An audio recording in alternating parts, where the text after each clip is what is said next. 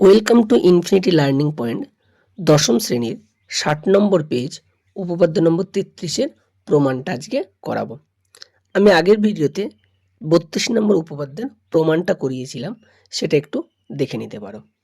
তো প্রথমে উপপাদ্যের বিবৃতিটা আমরা পড়ে নেই। প্রমাণ করি যে ব্যাস নয় এরূপ কোনো জ্যাকে যদি বৃত্তের কেন্দ্রগামী কোনো সরলরেখা সমদ্বিখণ্ডিত করে, তাহলে ওই সরলরেখা ওই জ্যায়ের উপর লম্ব হবে। অর্থাৎ কোনো একটি বৃত্তের ব্যাস নয় এরূপ একটি জ্যা, আমি এখানে ধরেছি এবি ব্যাস নয় এরূপ একটি জ্যা, বৃত্তের কেন্দ্রগামী কোনো সরলরেখা সমদ্বিখণ্ডিত করে। অর্থাৎ ও কেন্দ্র থেকে একটা সরলরেখা ওপি যদি এবি জ্যাকে সমদ্বিখণ্ডিত করে, তাহলে ওই সরলরেখা মানে ওবি সরলরেখাটা জ্যায়ের উপর লম্বভাবে অবস্থান করবে। মিন্স ওপি ইজ পারপেন্ডিকুলার আপন এবি। প্রথমে প্রদত্ত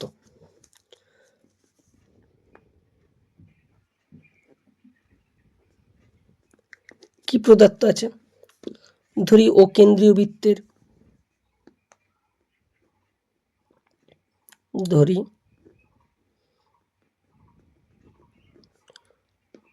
ও কেন্দ্রীয় বৃত্তের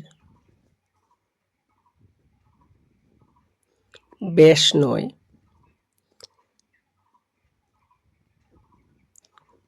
এরূপ একটি জ্যা এবি এবং পি হলো এবি এর মধ্য বিন্দু। অর্থাৎ পি যদি এবি এর মধ্যবিন্দু হয়, তাহলে আমরা বলতে পারি এপি এবং পিবি সমান। অর্থাৎ AP is equal to PB. এবার প্রামাণ্য বিষয়, অর্থাৎ যেটা আমাদের প্রমাণ করতে হবে।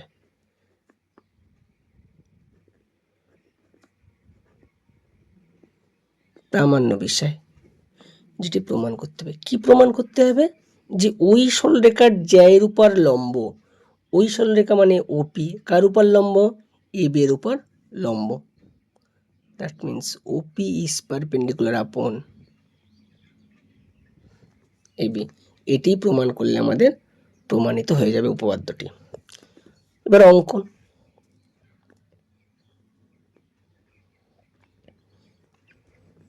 একদম 32 নম্বর উপপাদ্যের মতো অঙ্কনটা। ও বিন্দুর সঙ্গে মানে ও কেন্দ্রের সঙ্গে এটাকে যুক্ত করব এবং ও কেন্দ্রের সঙ্গে বি পয়েন্টটাকে যুক্ত করব। তাহলে কি করলাম? ও কমা এ এবং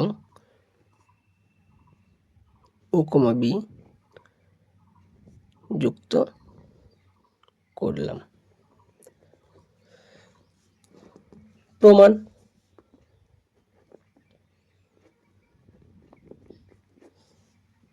প্রমাণ এখানে আমরা দেখতে পাচ্ছি ওপি এ একটি ত্রিভুজ এবং ওপি বি আরেকটি ত্রিভুজ। ত্রিভুজ ওপি এ ও ত্রিভুজ ওপিবি এর এই ত্রিভুজের ক্ষেত্রে ও এ এবং এই ত্রিভুজের ক্ষেত্রে ওবি সমান।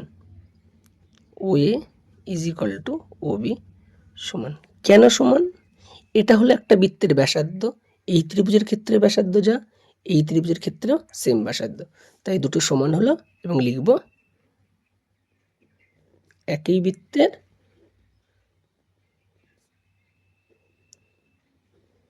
ব্যাসার্ধ। আবার ওপি এই ত্রিভুজের ক্ষেত্রেও আছে, এই ত্রিভুজের ক্ষেত্রেও ওপি আছে, তাই লিখতে পারি ওপি ইজ ইকুয়াল টু ওপি সাধারণ বাহু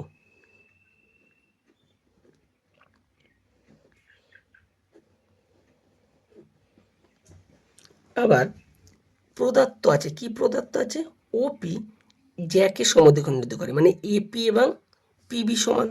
এই ত্রিভুজের ক্ষেত্রে এপি এবং এই ত্রিভুজের ক্ষেত্রে পিবি দুটো সমান।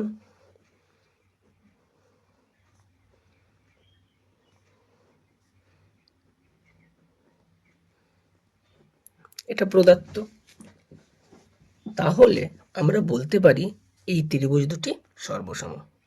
অতএব ত্রিভুজ ওপিএ সর্বসম ত্রিভুজ ওপিবি। কিসের জন্য? সর্বসমতার সাইড সাইড শর্তানুসারে। অর্থাৎ দুটি ত্রিভুজের তিনটি বাহু যদি তারা সমান হয় তাহলে ত্রিভুজ দুটি সর্বসম হলো। ত্রিভুজ দুটি যখন সর্বসম হলো, এখান থেকে আমরা নেসেসারি কন্ডিশনগুলো বের করতে পারি। আমাদের যেহেতু ওপিটা এবি এর উপর লম্ব দেখাতে হবে, তাই আমরা এই কোণ দুটিকে নিয়ে আলোচনা করব। Angle OPA is equal to angle OPB, এই দুটো সমান হবে। লিখব সর্বসম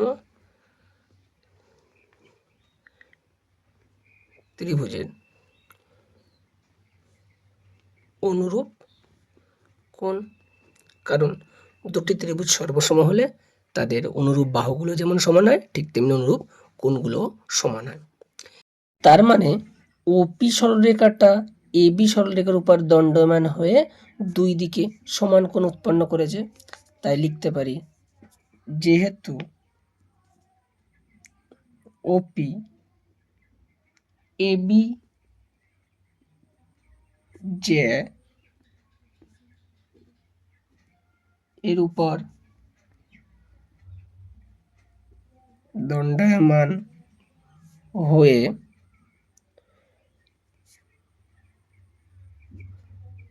সমান কোণ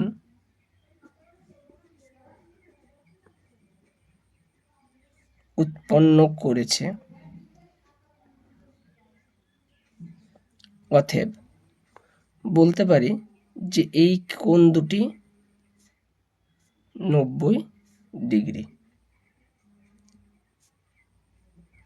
কেন? আমরা জানি কোনো একটি সরলরেখার উপর অপর একটি সরলরেখা বা রশ্মি দণ্ডায়মান হলে এবং দুই দিকে যদি সমান কোণ উৎপন্ন করে তাহলে সেই কোণ দুটির পরিমাপ হলো 90 ডিগ্রি করে। কেন? সরলরেখার উপর অপর একটি সরলরেখা দণ্ডায়মান হলে তাদের মোট কোণের সমষ্টি হলো 180 ডিগ্রি, তাই এরা প্রত্যেকেই 90 ডিগ্রি করে হবে।